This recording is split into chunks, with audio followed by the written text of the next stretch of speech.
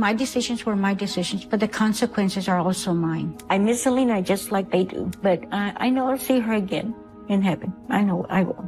In the early 90s, Selena Quintanilla was famous for her lively Tejano music and unique style. Her bright future was cut short when Yolanda Saldívar, who ran her fan club, shot her after being caught stealing. This sad event shocked the music world. Decades later, Yolanda Saldívar is talking again in a new documentary that has surprised many people. What secrets will this show reveal, and how will it change what we think we know? It's evident that the revelations in this documentary are more startling than we ever anticipated, and they're just the start of what will surprise you. Selena's final notes. Selena was adored by fans for both her music and her fashion. But her rise to fame was tragically stopped when Saldívar, who managed her fan club, turned on her. After her dishonesty was uncovered, Saldívar fatally shot Selena in March 1995, ending the singer's life far too soon. What dark secrets linger behind Saldívar's sudden betrayal, and what led her to commit such a heinous act? Stay tuned as we unravel the chilling motives in the shadows of this tragedy. Selena Quintanilla was born on April 16, 1971, in Lake Jackson, Texas. She was the youngest child of Marcela Ofelia Quintanilla and Abraham Quintanilla Jr., a former musician. From a young age, it was clear that Selena was meant for music. Her father noticed her talent when she was just 6 years old. Interestingly, the doctor who delivered her was Ron Paul, who later became a U.S. congressman. By 1980, Abraham Quintanilla had opened a Tex-Mex restaurant called Papagayos, where Selena and her siblings performed. However, the early 1980s recession forced the restaurant to close, leaving the family in financial trouble. They moved to Corpus Christi, Texas, where Abraham took charge of Selena's band, Selena y los Dinos, and tried to book them for shows wherever possible. As Selena's career took off, her busy schedule made it hard for her to keep up with school. In 8th grade, her father decided to pull her out of school to focus on her music career. Although some teachers, like Marilyn Greer, were worried about Selena's well-being, Abraham stuck to his decision. Other teachers also noticed how tired Selena was becoming from her intense workload. Even though school was tough to balance, Selena managed to finish high school through a correspondence program. She was accepted to Louisiana State University, but later switched to Pacific Western University, where she studied business administration. During these early years of touring, the family had their struggles. They didn't have much money and traveled in an old bus they called Big Bertha. In 1984, Selena released her first album, Selena y los Dinos, with Freddie Records. Even though she loved English music, her father wanted her to sing Tejano music in Spanish, which she learned phonetically. Selena's fame grew after appearing on the Johnny Canales show. By 1987, she was winning awards and was named Female Vocalist of the Year at the Tejano Music Awards, a title she would win several times. Although some people doubted her success because she was a woman in a male-dominated industry, her talent and charm won them over. Her career reached its peak in 1994 when her live album, Selena Live, won a Grammy Award. But just as her dreams were coming true, her life was tragically taken. Her death marked a heartbreaking end to a bright career, but her legacy in the music world remains strong. As we learn more about Selena Quintanilla's life, it's impossible to ignore Yolanda Saldívar, the person responsible for her tragic death. At first, Saldívar wasn't even a fan of Selena. In fact, she preferred other Tejano musicians, but all that changed after she saw Selena perform in 1991. Saldívar was blown away by Selena's stage presence and her song Baila esta cumbia. From that moment, she became a dedicated fan. After that concert, Saldívar felt frustrated that she couldn't find any Selena memorabilia. So, she decided to start a fan club in San Antonio to help promote Selena. She kept reaching out to Selena's father, Abraham Quintanilla, until he finally agreed to let her start the club. By June of that same year, Saldívar was in charge of the fan club, organizing things like merchandise sales and special benefits for members. By 1994, Saldívar had taken on even more responsibility.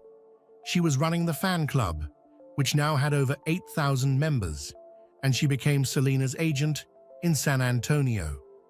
She was so committed that she quit her nursing job to focus completely on Selena's career, even though it meant losing money. Impressed by her hard work, Selena's father put Saldívar in charge of managing Selena's new boutiques in Corpus Christi and San Antonio. These shops, which also had beauty salons, were part of Selena's growing brand, and since the Quintanilla family was often busy with tours, Saldívar was trusted to handle things. While Saldívar seemed dedicated, problems were starting to surface. Employees at the boutiques complained that Saldívar was rude and harsh whenever Selena wasn't around, even though she acted friendly when Selena was there. As time went on, the boutiques started struggling financially. Bills weren't getting paid, staff numbers were dropping, and questions about Saldívar's management began to pop up. Despite these red flags, Selena trusted her friend and found it hard to believe she could be doing anything wrong. Things got worse when Selena's cousin, Deborah Ramirez, who briefly worked for the business, noticed issues with the financial records and missing inventory. Saldívar brushed it off as no big deal. At the same time, there were arguments with Martin Gomez, Selena's fashion designer. Saldívar accused him of bad management, creating even more tension within the team. As time went on, Saldívar's behavior became more suspicious, and trust within Selena's team started to break down. Even though Abraham Quintanilla warned Selena about Saldívar, Selena continued to believe in her friend. Sadly, this trust would lead to tragic consequences, as the real nature of Saldívar's intentions became clearer, setting the stage for the heartbreaking events that followed. Obsession unleashed. Yolanda Saldívar's admiration for Selena Quintanilla grew into a deep and intense connection that many people around them found concerning. Saldívar was so devoted to Selena that she filled her room with Selena posters, videos, and other memorabilia, proudly showing it off to anyone who visited. In a 1995 interview with the Dallas Morning News, reporters even described Saldívar's attachment to Selena as almost obsessive. At Selena's boutique, Selena etc., Saldívar wasn't just running the business. She would often talk about how she wanted to be like Selena and shared these dreams with the employees. A former worker, who wanted to stay anonymous, said that Saldívar was extremely protective of her relationship with Selena and would try to keep Selena away from the other staff, saying she was just trying to save Selena from the stresses of the business. Saldívar's involvement in Selena's life kept growing. She started going on trips with her and even had keys to Selena's home. Over time, this closeness began to strain their relationship. In September 1994, Selena met Ricardo Martinez, a doctor from Monterrey, who offered to help expand her business in Mexico. He quickly became a business advisor to Selena, though her family didn't take him seriously and thought he was just another fan. Saldívar, however, became jealous of Martinez and his growing influence, especially when he started sending flowers to Selena's hotel room. This jealousy made things worse between Selena and Saldívar, and their once close friendship began to crumble. The tensions between them were building up, and it was only a matter of time before everything came to a head. Things reached a breaking point when Abraham Quintanilla, Selena's father, began getting complaints from fans. People were upset about not receiving their fan club memberships or the merchandise they had paid for, all of which Saldívar was supposed to handle. On top of that, employees at the boutiques noticed a rise in unpaid bills, and Saldívar couldn't give a good reason for it. When Abraham looked into it, he discovered that Saldívar had stolen over $60,000 by forging checks from both the fan club and the boutiques. On March 9, 1995, Abraham confronted Saldívar with proof of her stealing. He had Selena and her sister Suzette with him during the meeting. Saldívar reacted in a strange way, going from emotional outbursts to being oddly calm, but she didn't deny what she had done. Instead, she tried to blame the fans, claiming they were trying to get merchandise without paying, but this was quickly proven false. By this point, the trust and friendship between Selena and Saldívar were completely destroyed. The situation had reached a tragic turning point, leading to the heartbreaking events that would soon follow, cutting short Selena's bright future and leaving a lasting impact on her fans and community. After the tense meeting, where Yolanda Saldívar was confronted about stealing money, she left quickly, and Abraham Quintanilla told her not to contact Selena anymore. Even though there was clear evidence of her wrongdoing, Selena struggled with cutting ties completely. She still felt that Saldívar was important for handling her clothing line's business in Mexico and managing financial papers, including tax documents. So, despite everything, Saldívar stayed on the payroll for a short time to help with the transition of these important tasks. During another investigation, Abraham found forged checks from the fan club that looked like they had been signed by Saldívar.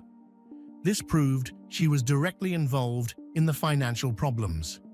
On top of that, bank statements from the fan club had disappeared, and Abraham discovered a suspicious letter from Saldívar's sister, Maria Elida, claiming the bank account had been closed because of a made-up fan, which Saldívar had invented to create confusion.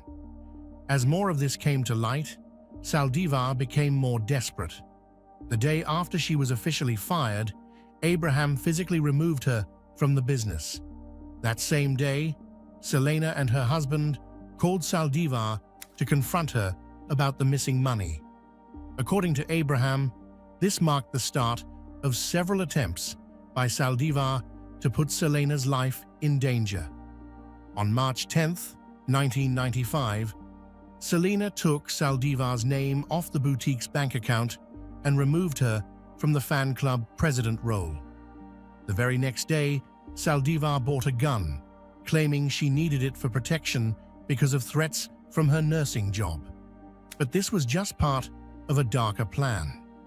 Abraham later believed that Saldívar's visit to a lawyer and her travel back to Corpus Christi were all steps preparing for a violent confrontation with Selena. Saldívar first tried to meet Selena in a quiet parking lot. However, Selena managed to calm Saldívar down by assuring her she would still be involved in the Mexico business, which stopped her from taking immediate action. Saldívar even returned the gun she had bought, but she soon got another one from her father, showing she still had dangerous intentions. Even though that attempt didn't work, Saldívar kept trying. She stole more bank papers and a perfume sample during a trip to Mexico, hoping to use them against Selena later. On another trip in Tennessee, Selena noticed the missing bank papers and confronted Saldívar, who promised to return them when they got back to Texas. On March 27th, Saldívar got the gun back and planned to meet Selena alone at a motel. This meeting was interrupted by fans who gathered around Selena, unintentionally stopping another attempt on her life. Abraham believed that Saldívar made yet another attempt during a trip to Monterrey. During this time, she made frantic calls to Ricardo Martinez, pretending she had been attacked. This pattern of lies, manipulation, and growing desperation showed how far Saldívar was willing to go, driven by her obsession with Selena.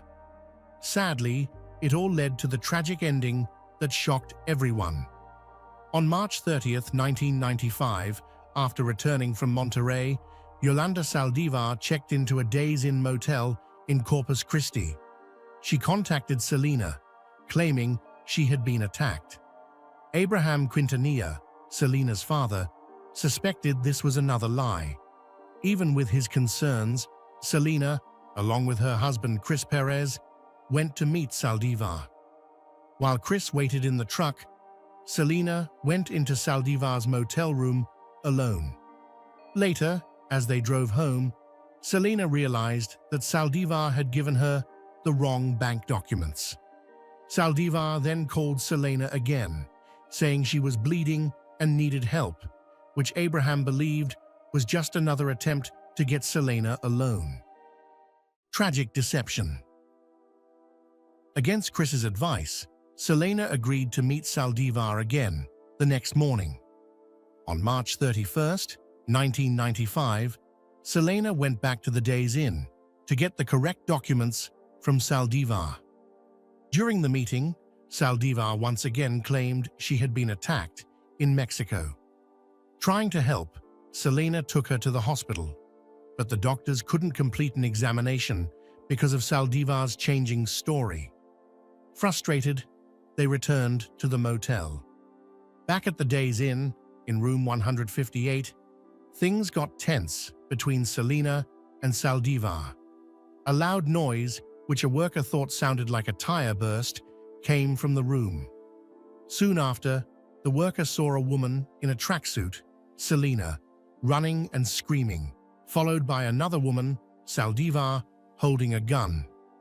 The chase ended near the motel lobby. Selena, severely injured, made it to the lobby where she collapsed from a gunshot wound.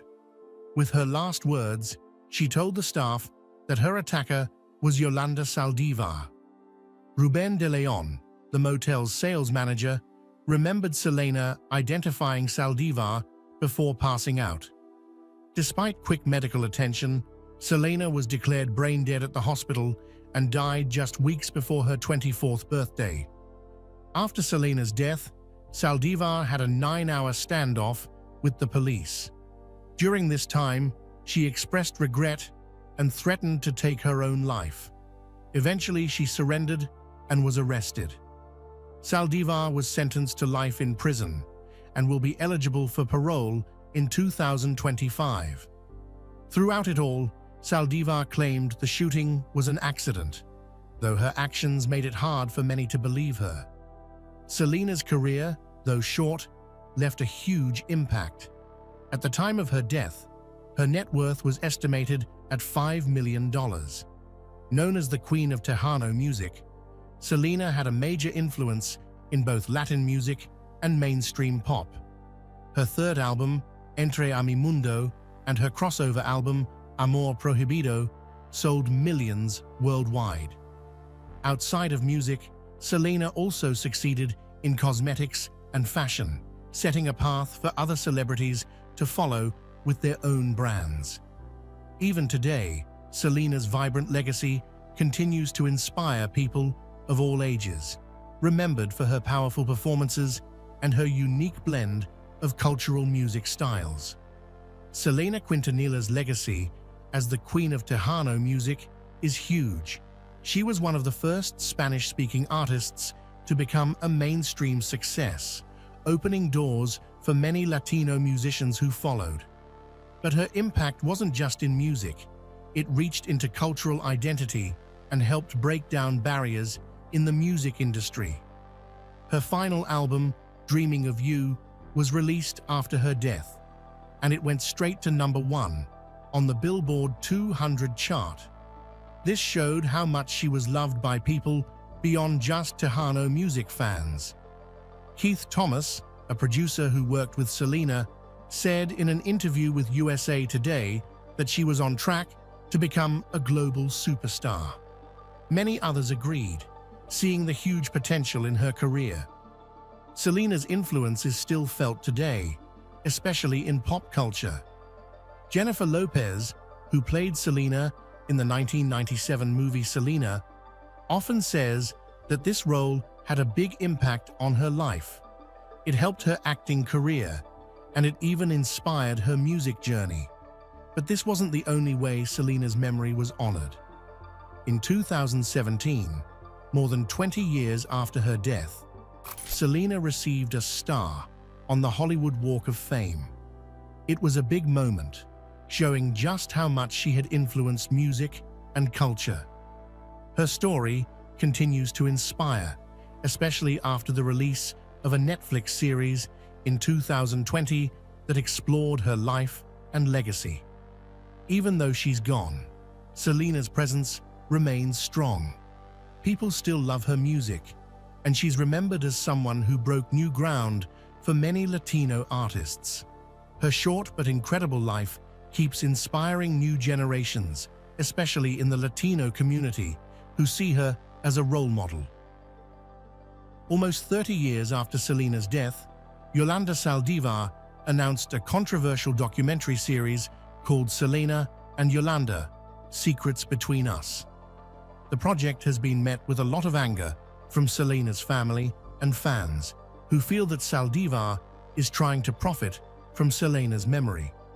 They believe this series is more about making money than telling the truth. In the series, Saldívar claims she's going to reveal secrets that the public doesn't know, but many people are questioning the timing of this. Why bring these so-called secrets out now, after so many years? Critics are doubtful that anything new will come to light and wonder if it will change how people see what happened. Saldívar has also said that the docuseries will include new documents and recordings that might change what people think about Selena's death. However, Selena's family and others are concerned that this is just an attempt by Saldívar to rewrite history in her favor. If this information was so important, why wasn't it brought up during her trial?